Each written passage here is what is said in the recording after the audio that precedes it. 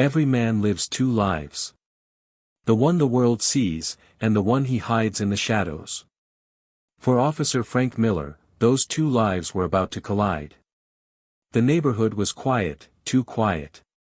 It was the kind of silence that felt heavy, like a held breath. Officer Frank Miller sat in the passenger seat of the car, the leather creaking as he shifted his weight.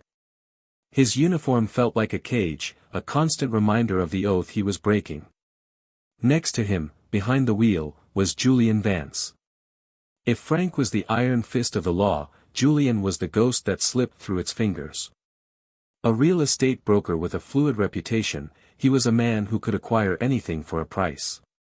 His smile was too quick, his eyes too calculating. Frank had brought Julian here in secret.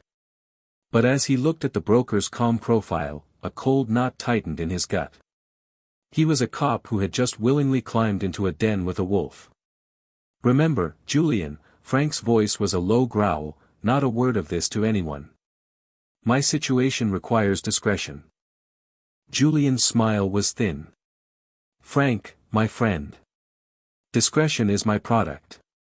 Besides, a man is entitled to provide for his new family, isn't he?" The way he said "new" was a subtle poison. He knew about the first wife, the hidden life. They approached the house, a handsome, secluded property perfect for secrets. The owner, Mr. Anderson, was a nervous man. The price was agreed upon. Then came the twist. "The house is yours," Anderson said, wringing his hands. "But to secure it, I need an advance. $10,000. In cash. Today." Frank's blood ran cold. Cash. The one thing that leaves no trail. His cop instincts screamed that this was wrong. But he thought of his second wife, Chloe. Her disappointed face if he came home empty-handed. In that moment, Officer Frank Miller stood at a precipice. On one side was his duty and honor. On the other was the ghost of a life he desperately wanted. He made his choice. "Fine," Frank heard himself say. "I'll get you the 10,000. He saw Julian's eyes flicker towards him. Was it respect, or the satisfaction of a fisherman seeing his catch tire itself out? As Frank reached for his phone, a terrifying question echoed in his mind. Was he buying a dream house, or paying the first installment on his own downfall? In a city of broken dreams, desperation is the most valuable currency. And in the shadows, there are always those ready to trade in it. Her name was Lily Walker. She was beautiful and educated, but her degree felt like a worthless piece of paper. She lived in a small, run-down apartment with the relentless sound of her father's coughing. Lily had knocked on every door, only to have them slammed shut. With each rejection, the walls of her home felt more like a cage. What is your integrity worth when your family is struggling? Her friend, Megan, whispered a name. There's a woman who helps girls like us. She finds them opportunities. The address led Lily to an elegant office. The woman introduced herself as Madame Sabine, a name that felt as artificial as her serene smile. Her eyes were ancient and calculating. I help wealthy, lonely men find companionship, Madame Sabine explained. They see a pretty face and the promise of love, and their logic evaporates. We provide the fantasy. They are generous with advances. You're talking about a scam, Lily said. I am talking about survival, Sabine corrected. She leaned forward, her voice turning to ice. But to make it believable, you must be willing to immerse yourself in the role. There may be intimate moments where you must offer more than a smile. Your body may be the key. Are you prepared for that? The words hung in the air, ugly and final. Lily thought of her father's medicine, the leaking roof, the hopelessness. Tears of shame burned behind her eyes, but she did not let them fall.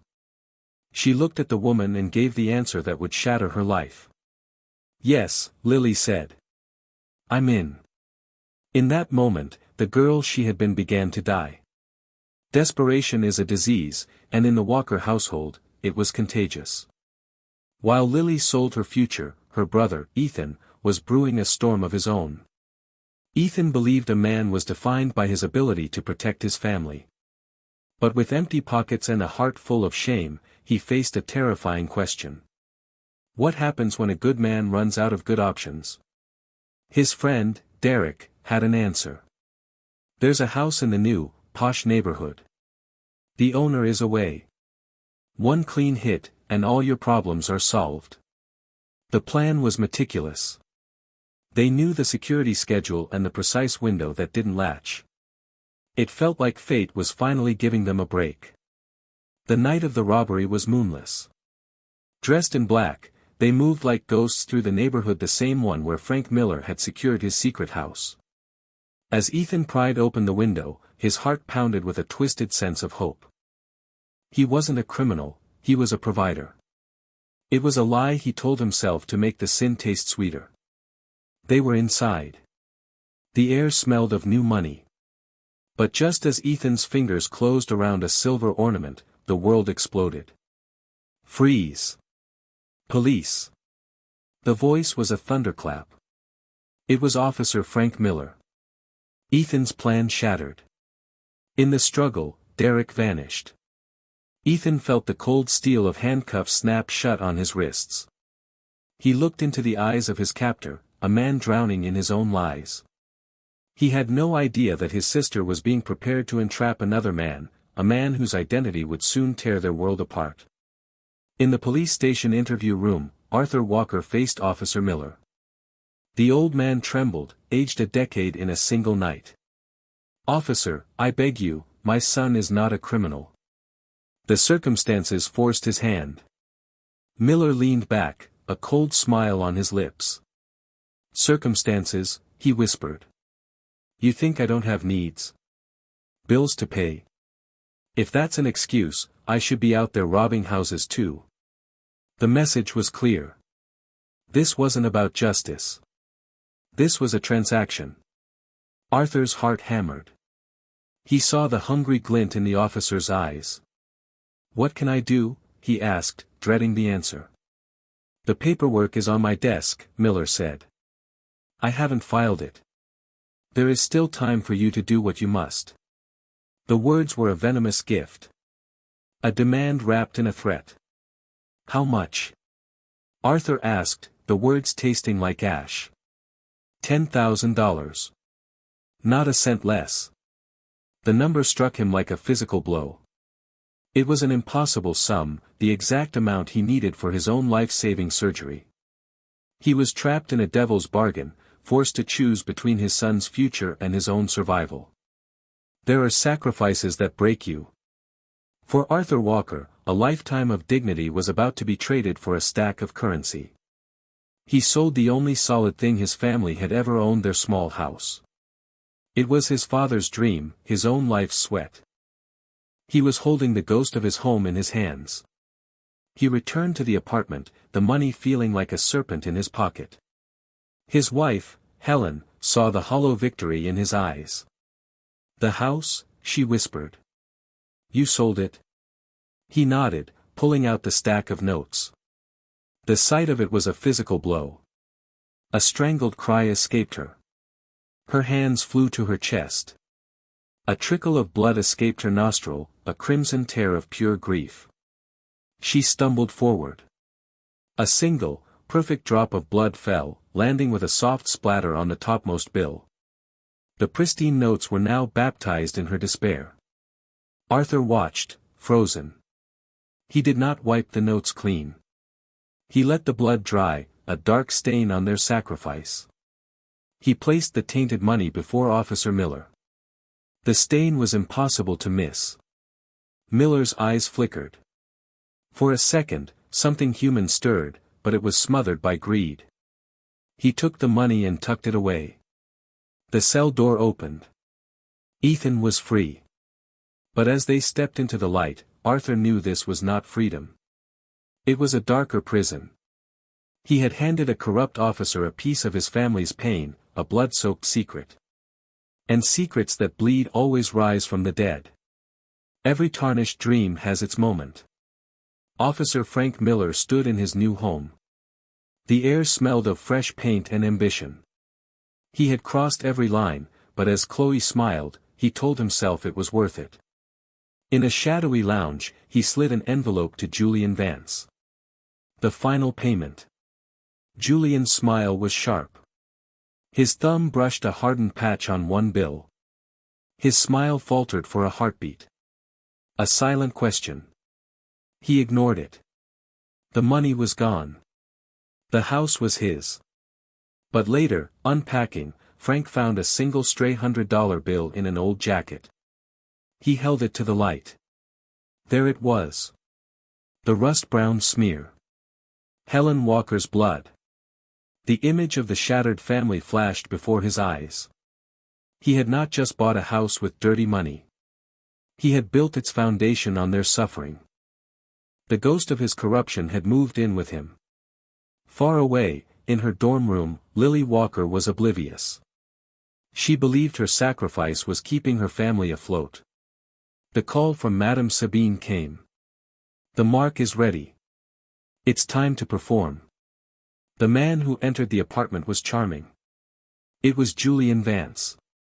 The real estate broker. The architect of Frank Miller's corruption. He moved close. "Don't be afraid," he murmured, his hand sliding to her shoulder. "I will take care of you." His touch was a violation, his promises were lies. To seal the deal, he gave Madame Sabine an envelope. For the wedding arrangements. $10,000. As we agreed. As he left, Lily stared at the envelope. $10,000. The number that haunted her family. In that moment, the scared girl vanished, replaced by a woman forged in fire. "Get a taxi," Lily said, her voice steady. "I'll wait outside."